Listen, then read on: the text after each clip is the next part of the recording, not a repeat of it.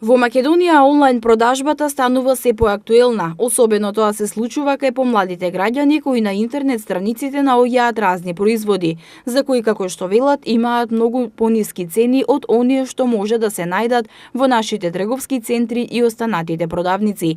Граѓаните преку интернет купуваат најразлични производи, од накид, облека, обувки, електроника, бела техника, лекови, козметика.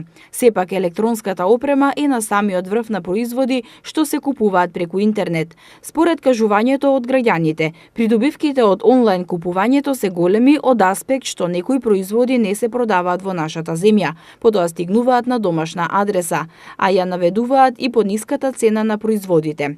Некои граѓани велат дека кај онлайн купувањето се уште постојат ризици. Организацијата на потрошувачи на Македонија предупредува дека поплаките на граѓаните кои купуваат производи преку интернет се однесуваат на друг состав на ткаенината што ја нарачале, друга боја, расипан производ, па затоа советуваат дека потрошувачите треба да внимаваат кога купуваат. Во светски рамки продажбата преку интернет станува се поактуелна и македонските компании преку примената на GS1 стандардите имаат можност да се приклучат кон овој тренд и да ја зголемат онлайн продажбата на своите производи.